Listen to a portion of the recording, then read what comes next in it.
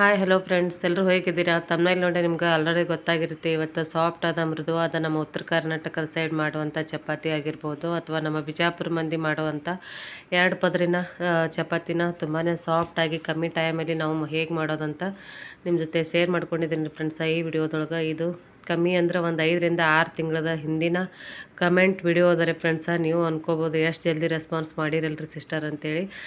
ದಿನ ಡೈಲಿ ಚಪಾತಿ ಮಾಡ್ತೀನಿ ಅಂದರೂ ಕೂಡ ನಾ ಪೂರ್ಣ ವಿಡಿಯೋ ಮಾಡ್ಕೊಳ್ಳೋದು ಆಗಿರಲಿಲ್ಲ ರೀ. ಇವತ್ತು ಪೂರ್ಣ ವಿಡಿಯೋ ಮಾಡಿಕೊಂಡು ಶೇರ್ ಮಾಡ್ಕೊತಾ ಇದ್ದೀನಿ ಫ್ರೆಂಡ್ಸ. ನೋಡಿರಿ, ಸ್ಕಿಪ್ ಮಾಡಿದೆ ಕೊನೆವರೆಗೆ. ಜಾಸ್ತಿ ಏನು ವಿಡಿಯೋ ಏನಿಲ್ಲ, ಸ್ವಲ್ಪನೇ ಇದೆ.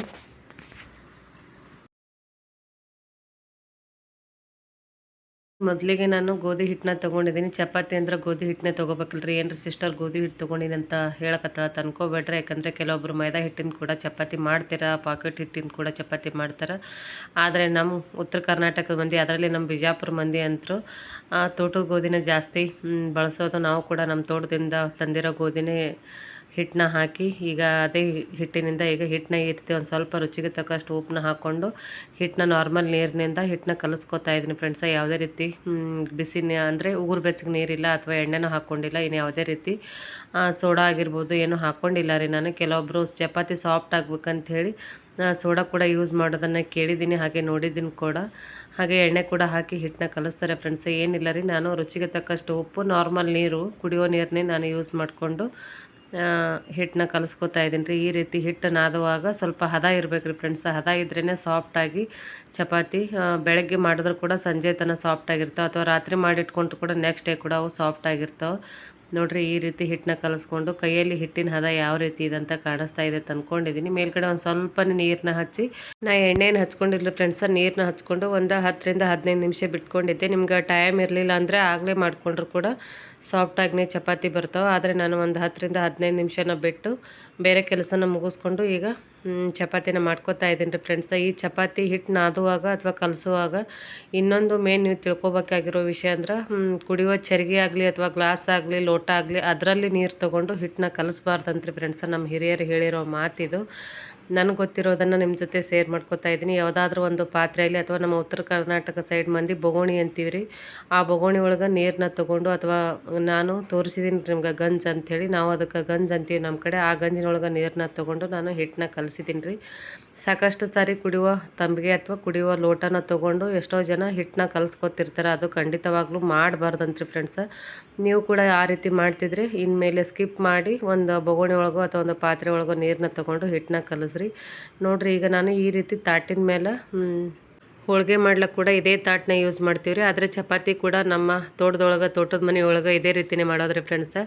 ಇಲ್ಲಿ ಪುಣಾದೊಳಗೆ ಡೈಲಿ ನೋಡಿದ್ದೀರಿ ನಾನು ತಾಟ್ ಯೂಸ್ ಮಾಡಿ ಚಪಾತಿ ಮಾಡೋಂಗಿಲ್ಲ. ಆದರೆ ಇವತ್ತು ನಿಮ್ಮ ಜೊತೆ ಈ ವಿಡಿಯೋನ ಶೇರ್ ಮಾಡ್ಕೋಬೇಕು ಅಂದ್ಕೊಂಡು ಈ ರೀತಿ 2 ಗಾಲಿನ ಸ್ವಲ್ಪ ಎಣ್ಣೆನ ಹಚ್ಕೊಂಡು ಎರಡು ಕಡೆ ಅಂದರೆ ಬಾಯಿ ಬಿಡದ ಹಾಗೆ 2 ಗಾಲಿದ್ದು ಪ್ರೆಸ್ ಮಾಡ್ಕೋಬೇಕ್ರಿ. ಆನಂತರ ಒಂದು ಸ್ವಲ್ಪನೇ ಎಣ್ಣೆ ಹಚ್ಚಿ ಈ ರೀತಿ ಚಪಾತಿ ತಾಟ್ ಎಷ್ಟು ದೊಡ್ಡದದ ರೀ ಅಷ್ಟು ದೊಡ್ಡದು ಚಪಾತಿನ ಸ್ವಲ್ಪ ಹಗುರವಾಗಿಯೇ ಲಟ್ಟಿಸ್ಕೋಬೇಕು ನೋಡಿರಿ ಫ್ರೆಂಡ್ಸ. ಈ ರೀತಿ ಕಾಣಿಸ್ತಾ ಇದೆ ಅನ್ಕೋತೀನಿ. ಆಗಲೇ ಇದು ತವಾ ಕೂಡ ಕಾಯ್ದಿದೆ, ಅಂದರೆ ಹಂಚು ಕಾದಿದೆ ರೀ ಫ್ರೆಂಡ್ಸ. ಹಂಚಿಗೆ ನಾನು ಒಂದು ಸ್ವಲ್ಪನೇ ಎಣ್ಣೆ ಸಿಂಪಡಿಸ್ಕೊತಾ ಇದ್ದೀನಿ. ಯಾಕಂದರೆ ಮೊದಲನೇ ಚಪಾತಿ ಆಗಿರೋದ್ರಿಂದ ಸ್ವಲ್ಪ ಹಂಚಿಗೆ ಅಂಟೋ ಚಾನ್ಸ್ ಇರ್ತದೆ ಅಂಥೇಳಿ ಒಂದು ಸ್ವಲ್ಪ ಎಣ್ಣೆನ ಸಿಂಪಡಿಸ್ಕೊಂಡು ಈಗ ಮತ್ತೆ ರಿಟರ್ನ್ ಇನ್ನೊಂದು ಸೈಡಿಗೆ ಬೇಯಿಸ್ತಾ ಇದ್ದೀನಿ ಫ್ರೆಂಡ್ಸ. ಈ ಚಪಾತಿ 2ನೇ ಚಪಾತಿ ಮಾಡ್ತಾ ಇರೋದು ನಾನು. ಎರಡೂ ಸೈಡು ಹಿಟ್ಟನ್ನ ಯೂಸ್ ಮಾಡಿ ಚಪಾತಿನ ಮಾಡ್ಕೋತಾ ಇದ್ದೀನಿ ರೀ. ಯಾವುದೇ ರೀತಿ ಎಣ್ಣೆ ಅದನ್ನು ಹಚ್ಕೊಂಡಿಲ್ಲ, ಹಿಟ್ಟನ್ನ ಹಚ್ಕೊಂಡೆ. ನಾವು ಮೊದಲಿನ ಚಪಾತಿ 2 ಸೈಡು ಎಣ್ಣೆ ಹಚ್ಕೊಂಡು ಲಟ್ಟಿಸ್ಕೊಂಡಿದ್ದೀನಿ ರೀ. ಆದರೆ ಈ ಚಪಾತಿ ಹಿಟ್ಟನ್ನ ಹಚ್ಕೊಂಡೆ ನಾನು ತಾಟಿನ ಮೇಲೆ ಲಟ್ಟಿಸ್ಕೊತಾ ಇದ್ದೀನಿ ರೀ ಫ್ರೆಂಡ್ಸ. ನೋಡಿರಿ ಯಾವ ರೀತಿ ಪದರವಾಗಿ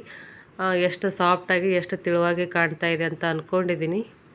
ಹಾಗೆ ಇನ್ನೊಂದು ಹಿಟ್ಟು ಹಚ್ಚಿರೋ ಚಪಾತಿ ಕೂಡ ಅದೇ ಸೇಮ್ ಪ್ರೊಸೀಜರಲ್ಲಿ ಮಾಡಿಕೊಂಡು, ಹಾಗೆ ಗ್ಯಾಸ್ ಫ್ಲೇಮ್ನ ಮೀಡಿಯಮ್ ಉರಿಯಲ್ಲಿ ಇಟ್ಕೊಂಡು ಮತ್ತೆ ಹಾಗೆ ಇನ್ನೊಂದು ಚಪಾತಿ ಕೂಡ ಮಾಡ್ತಾಯಿದ್ದೀನಿ ರೀ ಫ್ರೆಂಡ್ಸ. ನೋಡಿರಿ, ಚಪಾತಿ ಬೇಯಿಸುವಾಗ ಮೇನು ಒಂದು ಸ್ವಲ್ಪ ತಾಳ್ಮೆ ಇರಬೇಕು ರೀ. ಅಂದರೆ ಸ್ವಲ್ಪ ಜಾಸ್ತಿ ಗ್ಯಾಸ್ ಫ್ಲೇಮ್ ಹೈ ಆಯ್ತಂದ್ರೂ ಕೂಡ ಹೊತ್ತೋ ಚಾನ್ಸ್ ಇರ್ತದೆ. ಹಾಗೆ ಕಮ್ಮಿ ಇದ್ದರೂ ಕೂಡ ಸ್ವಲ್ಪ ಬಿರ್ಸಾಗ್ತಾವ್ರಿ, ಅಂದರೆ ಸಾಫ್ಟ್ ಬರೋಂಗಿಲ್ಲ ರೀ ಫ್ರೆಂಡ್ಸ. ಈ ರೀತಿ ಮೀಡಿಯಮ್ ಉರಿ ಇಟ್ಕೊಂಡು ಇದನ್ನು ಕೂಡ ಒಂದು ಸ್ವಲ್ಪನೂ ಅಂಟದಾಗೆ ಯಾವ ರೀತಿ ಪದರವಾಗಿ ಬಂತು ನೋಡಿರಿ ಚಪಾತಿ.